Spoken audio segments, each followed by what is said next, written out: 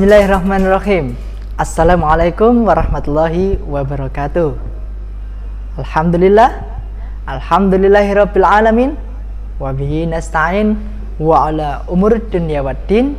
Wassalatu wassalamu ala asyrafil anbiya'i wal mursalin sayyidina wa maulana Muhammadin wa ala alihi wa sahbihi ajma'in. Amma ba'du. Sugeng sonten anak-anakku, pripun pawartanipun? Rahayu. Alhamdulillah. Semoga anak-anakku semuanya dan ayah bunda di rumah senantiasa dalam keadaan sehat walafiat dan semangat menjalankan ibadah puasa. Pada kesempatan Ramadan tahun ini, semoga Allah memberkahi. Hari ini anak-anak, tepat pada tanggal 26 April tahun 2021, di mana kita sudah berpuasa Ramadan selama 14 hari. Ustadz yakin selama 14 hari itu anak-anak berjuang dengan keras menahan hawa nafsu, ya, menahan lapar dan dahaga yang biasanya di siang hari anak-anak disuguhi makanan dan minuman yang menyegarkan, ya. Kita bisa makan sesuka hati, tapi sekarang selama bulan Ramadan ini, anak-anak khususnya dan seluruh muslim di dunia pada umumnya diwajibkan untuk menahan nafsu, lapar dan dahaga, dan demi meraih keberkahan dalam bulan Ramadan dan ridha Allah Subhanahu wa ta'ala. Kira-kira anak-anak pernah bertanya-tanya, kenapa ya kita diwajibkan berpuasa selama 1 bulan pada bulan Ramadan? Ayo, anak-anak ada yang tahu kenapa? Nah, di sini Ustadz akan menjelaskan kenapa kita diwajibkan berpuasa selama 1 bulan selama Ramadan. Itu yang pertama, puasa adalah rukun Islam yang ketiga. Jelas ya? Anak-anak sudah tahu rukun Islam, sudah hafal rukun Islam. Rukun Islam yang pertama apa anak-anak? Syahadat, ya, syahadat. Kemudian yang kedua, sholat. Yang ketiga, puasa. Yang keempat, zakat. Yang kelima, haji. Nah, rukun Islam yang ketiga, puasa, ya. Maka diwajibkan atas kita untuk berpuasa. Begitu ya. Yang kedua, puasa adalah perintah Allah Subhanahu wa ta'ala yang dijelaskan pada surat Muhammad ayat 33. Wahai orang-orang yang beriman, taatlah kepada Allah dan taatlah kepada Rasul, dan janganlah kamu merusak segala amalmu. Ya, jadi ini langsung perintah dari Allah, ya, seperti itu. Untuk kita melaksanakan puasa, ini adalah wujud ketaatan kita terhadap Allah Subhanahu wa ta'ala, dan wujud kita sebagai umat Nabi, ya, umat Rasul, seperti itu. Jadi yang ketiga, tolak ukur keimanan, ya. Di situ dijelaskan di surat Al-Baqarah ayat 183, ya. Wahai orang-orang yang beriman, diwajibkan atas kamu berpuasa sebagaimana diwajibkan atas orang sebelum kamu agar kamu bertakwa. Nah, ini ada orang sebelum kamu, berarti orang sebelum kita. Siapakah? Yang paling kelihatan adalah orang sebelum kita adalah orang tua kita, ya, orang tua kita. Apabila orang tua kita berpuasa, ya, maka kita akan ikut berpuasa. Ya, sebelum orang tua kita ada nenek kita, ada kakek kita. Ya, apabila kakek nenek kita berpuasa, maka kita akan ikut berpuasa. Ya, khususnya di bulan Ramadan. Nah, sebelum-sebelumnya lagi masih banyak sampai nanti ketemu orang sebelum kita adalah Nabi Muhammad dan nabi-nabi yang lain. Nah, seperti itu ya. Yang keempat adalah peristiwa nuzulul Quran. Ya, peristiwa nuzulul Quran. Di situ ada di bulan Ramadan ada peristiwa nuzulul Quran, tepatnya pada tanggal 17 Ramadan. Nah, jadi anak-anak semuanya, ketika bulan Ramadan kita memperbanyak membaca Al-Quran.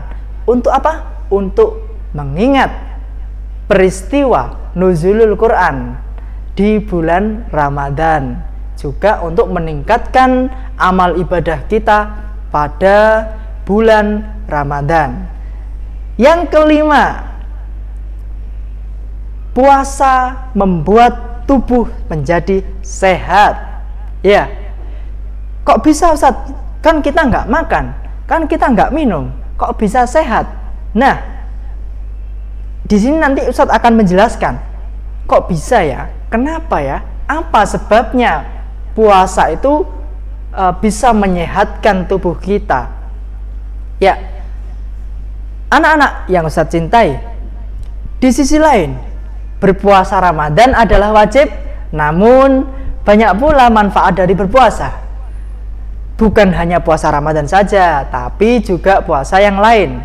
Seperti apa Ustaz? Seperti puasa Senin Kamis ya, puasa Sya'ban, puasa Asyura, dan puasa-puasa yang lain ya. Setiap kali kita berpuasa, maka kondisi tubuh kita akan bertambah sehat, bukan bertambah lemes, bukan bertambah sakit ya. Jadi ada dua manfaatnya ya. Ada dua manfaatnya. Puasa yang pertama untuk kesehatan jasmani.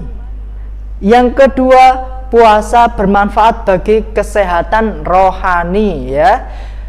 Jadi jasmani itu apa? Jasmani itu secara fisik ya, secara fisik.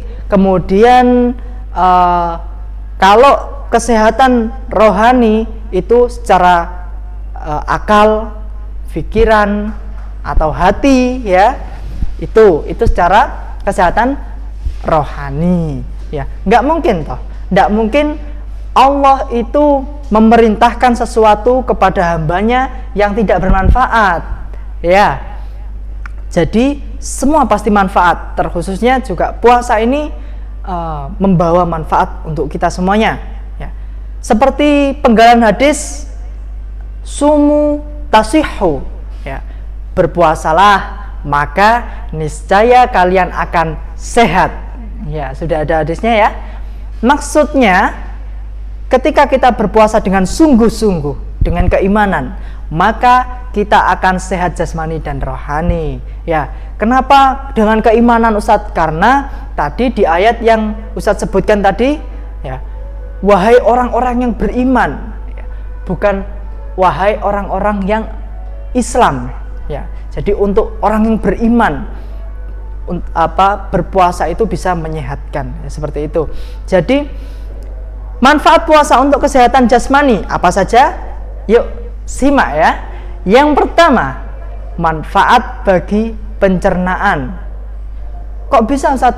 Karena ketika puasa kita makan dan minum secukupnya anak-anak ya. Agar apa? Agar pencernaan kita stabil dan memberi kesempatan kepada alat pencernaan untuk istirahat. Loh, alat pencernaan kok istirahat Ustaz? Ya, kalian pernah merasakan kekenyangan? Enak enggak kekenyangan itu? Apa justru malah membuat perutnya jadi, Ustaz, saya kekenyangan, perut saya keras, saya jadi enggak malas untuk bergerak ya. Jadi enggak enak. Kondisi perut kita penuh ya.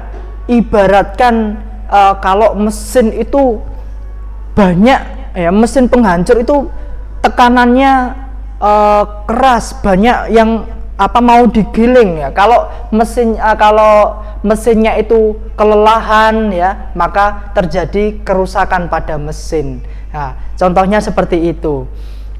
Jadi untuk menstabilkan pencernaan kita makan secukupnya, minum secukupnya, kemudian ditahan lagi sampai terbenamnya terbit fajar, kemudian terbenamnya matahari, ya seperti itu. Kemudian yang kedua, sistem imun, ya, daya tahan tubuh bisa meningkat. Ya. Berpuasa itu dapat meningkatkan imunitas tubuh sehingga tidak mudah terserang virus.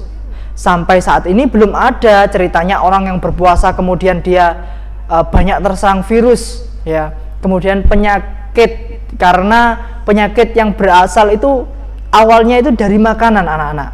Ya. Apapun yang kita makan, kita tidak tahu, ya. Kita tidak tahu di situ ada penyakitnya atau tidak, ya. Kemudian apapun yang menjadi pikiran kita, kemudian dan perilaku negatif. Ustadz contohkan, ya. Ustadz contohkan penyakit yang dari makanan. Misalnya kita sering makan enak terus, ya. Di sini Ustadz mencontohkan, ya. Misalnya Ustadz Adi, ya. Ustadz Adi itu lapar. Aduh, lapar banget. Aku tak makan aja lah. Makan, kepingin makan terus sampai perutnya kenyang, ya. Tapi Ustadz Adi tidak tahu di situ tadi yang dia makan tuh kan makanan berlemak-lemak, kemudian mengandung zat kimia, kan tidak tahu. Nah, itu menjadi butiran-butiran penyakit kecil yang nantinya kalau sudah terlalu sering akan butiran tadi menumpuk penyakitnya, akhirnya menjadi penyakit fisik. Nah, seperti itu. Entah itu dari penyakit diabetes, ya, seperti itu, ya.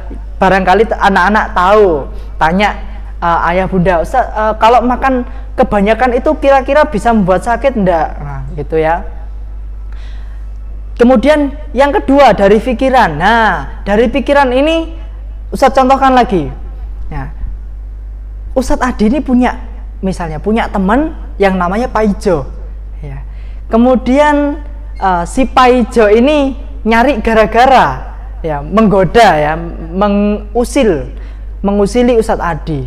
Nah, kemudian Ustadz Adi marah, ya, ndak seneng atau mangkel, ya. Kemudian di situ pastinya si Pak Ijo ketika Ustadz Adi bilang, oh awas ya, kamu nanti tak bales, ya, misalnya tak bales. Nah, ketika Ustadz Adi bilang seperti itu, Pak Ijo mestinya, waduh, nanti aku dibales sama Ustadz Adi, nanti aku diapain ya. Nah, ini akan menjadi pikiran, gejolak pikiran atau hati yang tidak tenang, ya, seperti itu. Jadi lama kelamaan dipikir, dipendem, kemudian menjadi penyakit, akhirnya stres, ya, seperti itu. Kemudian berperilaku negatif. Nah, berperilaku negatif ini juga berpengaruh kepada imunitas tubuh. Contohnya seperti apa, Ustadz? Nah, ya seperti tadi, seperti usil sama temannya, ya kan, itu kan negatif, ya.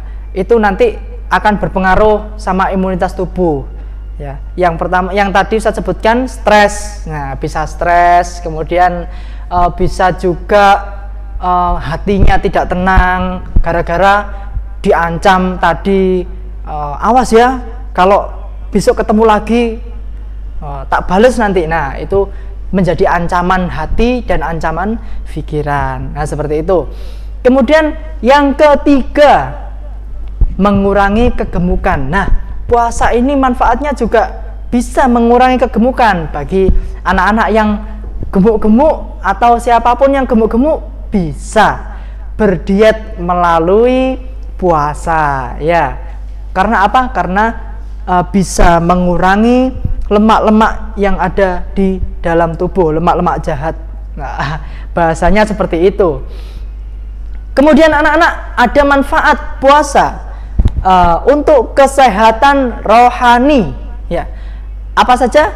Yang pertama, manfaat puasa untuk menenteramkan hati dan menenangkan pikiran.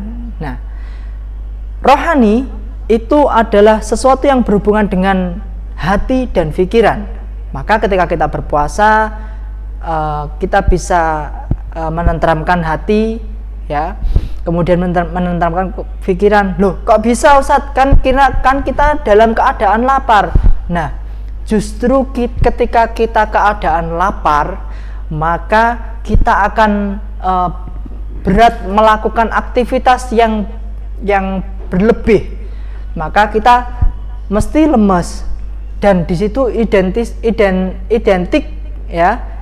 dengan astagfirullahaladzim, beristighfar, atau ya Allah, kita sering menyebut asma Allah, kita sering berzikir, ya, akhirnya menjadi tenang pikirannya, menjadi tenang hatinya, ya.